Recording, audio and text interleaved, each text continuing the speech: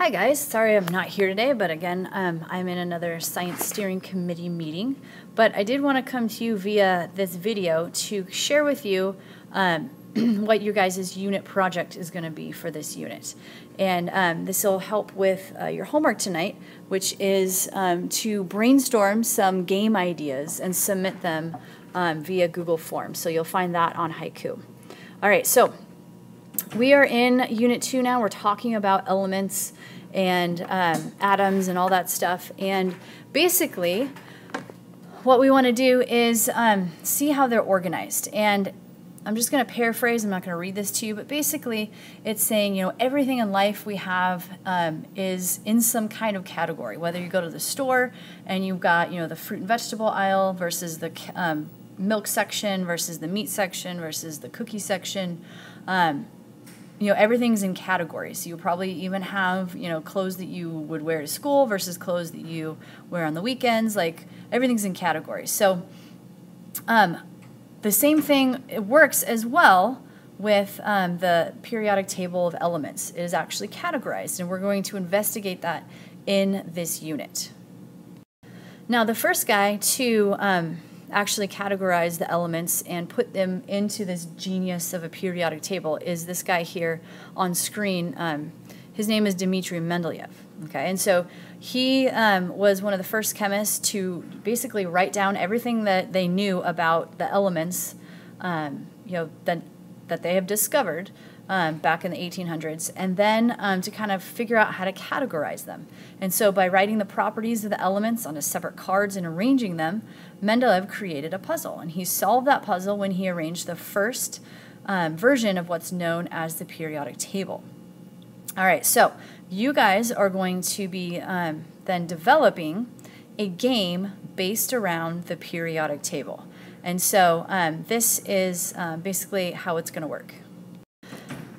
So your challenge is to develop a game related to Mendeleev's periodic table. Now, how the game is played, whether you want to play it on a table, like a board game, or with cards, or what other little equipment you use, is up to you. You might, you know, choose to emphasize some aspects of the periodic table over others, you know, such as like, you know, how elements are grouped versus the atomic masses or electrons and how they're arranged. All that stuff kind of is up to you guys. And so there's going to be 4 basic criteria that you're going to be graded on with your game. And so I'm going to go over that right now with you guys.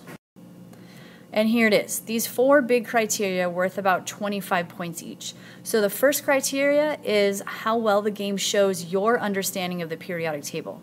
If your game is well thought out and well put together, that shows a great understanding of the periodic table. And if it uses 5 of the concepts displayed from the previous pages that I showed you, and I'll show you again in a few minutes, then that shows your understanding well of the periodic table. If you use only 3 concepts and it's kind of poorly thought out, you'll get a C grade. If you only use 1 of those concepts, then you'll get a D or an F grade. The second criteria is how well the game enables players to learn about the periodic table. So is it educational? Does it help people, you know, learn things about the elements and how they're arranged? And so AB grade would be, you know, you get reviews like helps review, is educational, this is awesome. A C grade might be, you know, somewhat helps review, and then a D grade would be like, this is such a waste of time, it's not doing anything for me. All right, and so what you guys are going to be doing is actually playing each other's games, okay, a couple of days before the unit test as a review. So if the game is well thought out and, you know, is presented well, then those people who are playing your game should be able to learn something, and it should be a helpful review for them.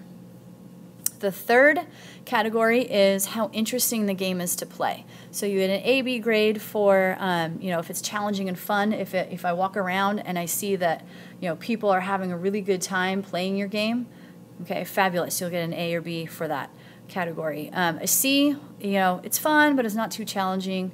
You know, people are having fun, but it's kind of like, well, you know, there's not too much to strategize or do. And then D or F would be for not challenging or fun. They're basically sitting there going, this is a waste of time, and this is not a cool game. All right. The last category, or the last criteria for this, is how long the game takes to play. All right, and so A/B grade, it should take around 30 minutes. If it takes longer than 45, all right, then you'll get kind of a C for that category. If it takes really too quick, less than 30 minutes, then you'll have a D, F grade for that criteria. So you want to make sure that you base it around 30 minutes. And so hopefully that's 30 minutes total for whatever, the ending needs to, come in about 30 minutes. If you remember that nuclear quest game, okay, that was about 30 minutes in length. So you can kind of keep in mind those things that you had to do on that game. Also, you can model it around like a Monopoly type game, but make sure there's an ending. Okay, rather, Monopoly can go on forever because it's just, whoever gets the most amount of money and whatnot and ends up, running out of money. So you can model it after Monopoly, but you got to make sure that it actually has an ending within 30 to 45 minutes. So if that's part of your rules, that could be part of your rules. Okay, so those are the 4 big criteria for this, this project. And I'm going to go over that concept list that that I mentioned here for the first one, how well the game shows your understanding of the periodic table. All right, so these are some of the chemical concepts that you can incorporate into your game. The elements, atoms, chemical and physical properties of these guys, metals versus nonmetals, nucleus and orbitals, protons, neutrons, electrons, atomic mass, atomic number, isotopes, making compounds from elements, and other stuff that we're going to learn. We're not going to learn all of these things. So from the second column, there's some of the stuff that we are not going to actually cover. For example, we're not going to cover the mole in this unit, or electromagnetic radiation, wavelength, this. So there's some things I would focus on, bam, that left-hand side. Okay, so think about these things as you put together your thoughts and ideas.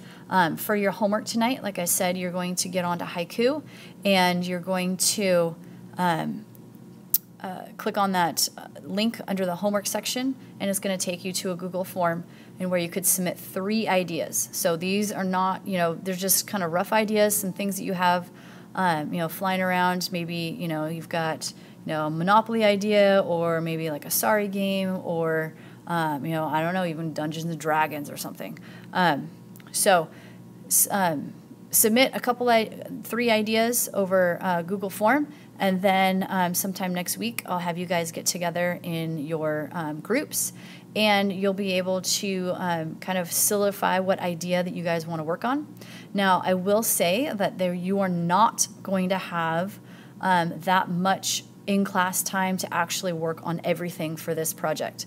So there will be a lot of delegating and doing parts on your own, and then but you will have some chances here and there over the next couple of weeks to get your ideas together, to make sure everybody's on task and getting things done. Your final project is going to be due the week before Thanksgiving. So that week before we have Thanksgiving break, your games will be due. All right, we're going to play them for one game. We'll have for review, and then we'll have some other sorts of review before your big test right before Thanksgiving break. All right, so hopefully that gives you an idea for kind of what to think about for this this unit's project, and so that you have an idea of how to get your homework done for tonight. All right, we'll see you next class.